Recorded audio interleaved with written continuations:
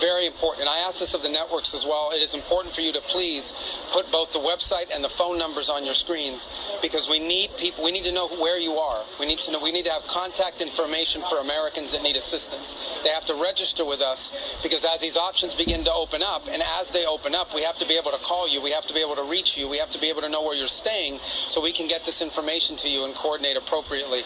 And it'll be a variety of methods: charter flights, military flights and transports, expanded commercial opportunities, and in some cases land routes that will allow them to go to neighboring countries who might have open airports at that point. So it's a lot of different things here that need to happen in order to move people, but it all starts by knowing that you're there.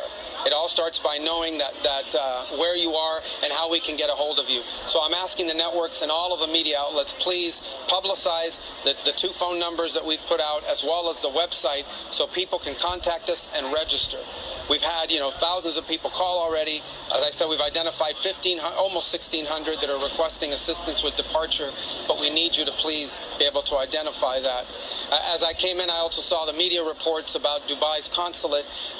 The last update I had with seconds before getting before these cameras was that a drone unfortunately struck a parking lot adjacent to the Chancellery building, and then set off a fire in that place. All personnel are accounted for. As you're aware, we began drawing down personnel from our diplomatic facilities in advance of this. In the cases, for example, of Beirut, we basically drew down to bare bones, as well as in Baghdad and in Rubio and in a couple other posts as well. So we've been very fortunate, obviously, but our embassies and our diplomatic facilities are under direct attack from a terroristic regime. With an update, I will obviously refer you to the Department of War. Suffice it to say that our objectives remain as they've been identified from the beginning and by the President laid out clearly yesterday. Iran can never have a nuclear weapon, and we will now not allow Iran to hide behind the immunity of a massive short-term ballistic missile inventory, or the ability to make them or launch them. And so CENTCOM, in a joint operations, is carrying out a systematic destruction of their missile belt, destruction of their launchers, and destruction of their ability to make these, as well as the destruction of their Navy. From what I've been told by the Department of War, everything is on or ahead of schedule and proceeding on these objectives. We have every confidence in the world that these objectives will be achieved. The last point I would make is, and I said this yesterday and I repeat, what's about to, you're about to see, we're going to unleash Cheng on these people in the next few hours and days. You're going to really begin to perceive a change in the scope and in the intensity of these attacks, as frankly the two most powerful air forces in the world take apart this terroristic regime and defang it and take away its ability to threaten its neighbors or hide behind a zone of immunity that allows them to develop their nuclear ambitions. This terroristic, radical, cleric-led regime cannot be ever allowed to have nuclear weapons. We saw what they were willing to do to their own people. They were willing to slaughter their own people in the streets. Imagine what they would do to us. Imagine what they would do to others. Under President Trump, that will never, ever happen. All right? Yesterday you talked about Israel. Mr. Secretary.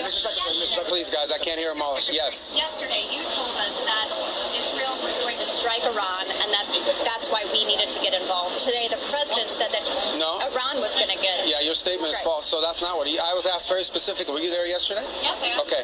No, were you the one because somebody asked me a question yesterday? Did we go in because of Israel? And I said, you were asking me that follow up, and I said no. I told you this had to happen anyway. The president made a decision, and the decision he made was that Iran was not going to be allowed to hide behind its ballistic missile program.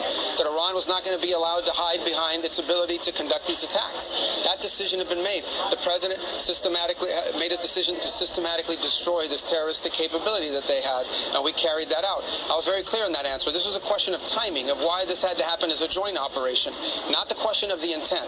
Once the president made a decision that negotiations were not going to work, that they were playing us on the negotiations, and that this was a threat that was untenable, the decision was made to strike them.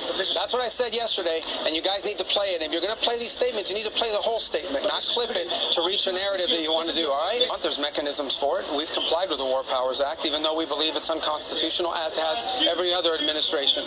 Every other president has found the War Powers Act to be unconstitutional. Nonetheless, We notified Gang of Eight, which was an appropriate mechanism by which to notify Congress.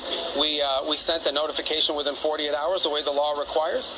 I'm here today to have, I don't know, my 6th or 7th briefing before the entirety of the House and Senate, which is far more than I ever got from any administration in the time that I was here, certainly when I was a member. Was there a plan in place to evacuate Americans before the attack took place? Well, that's the plan we're trying to carry out. The problem is, or the challenge we are facing, is airspace closures. If a country closes their airport, for example, in some cases the airports have been hit. So the airport in Kuwait was hit. So if an airport's been attacked or the airspace is closed, then we can have the planes lined up to go, but we can't get them to land because we don't have the permissions to land there. So that's the challenge. But rest assured, we are confident that we are going to be able to assist every American. As I told you right now, we have about a little over 1,500, maybe closer to 1,600 Americans requesting assistance, and we know that we're going to be able to help them. It's going to take a little time because we don't control the airspace closures. That said, there may be more people out there that need help. We need to know who you are. So please, I'm asking the media, publicize the phone numbers and the website, because we need people to call in so we have their name, we have their contact information, we have their location and their request. So as these opportunities begin to open up, we can act very quickly to reach them and get them out of harm's way. We knew that there was going to be an Israeli attack. Yeah, no, I understand. But listen, all right, let me understand. But I had a very specific question from that gentleman, right? The president said. Who asked me? I was asked a very specific question. So you guys can misrepresent it, but I was asked a very specific question yesterday. The bottom line is this: the president determined we were not going to get hit first. It's that simple, guys. We are not going to put Americans' troops in harm's way. If you tell the president of the United States that if we don't go first, we're going to have more people killed and more people injured, the president's going to go first. That's what he did. That's what the president will always do. He will always put the safety and security of our men and women in uniform and of all Americans before anything else. He's always going to do that, and that's what he did here. In addition to that, I would argue that this threat from Iran, they are hiding behind these missiles and hiding behind these drones. They wanted to reach a point where you couldn't touch them, and then they could do whatever the hell they wanted with their nuclear program. And there is no way in the world that this terroristic regime was going to get nuclear weapons, not under Donald Trump's watch. So the U.S. attack has nothing to do with Israel. It has nothing to do with Israel. This operation, there's a general question of why the president gave the green light, and then there's a question of why did it have to happen this weekend? Are you saying it had to happen this weekend because of that Israeli action? No, this weekend presented a unique opportunity to take joint action against this threat. And we wanted this to have maximum success. We want this operation to be successful at achieving its objectives. I'll repeat the objectives. The president laid them out yesterday. Iran cannot have a nuclear weapon. It cannot have, and therefore it cannot have the things it was hiding behind to have a nuclear weapons program. What are those things? Number one, we are going to destroy their missiles and their missile launchers. We are going to destroy their capability to make these missiles and these launchers, and we are going to destroy their Navy.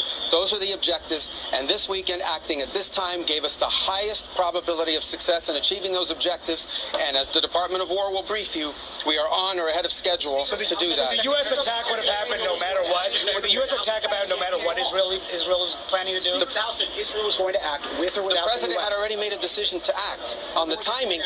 The president acted on the timing that gave us the highest chance of success, and that's what you're seeing play out right now. You're seeing it play out right now, and you'll see it in the days to come.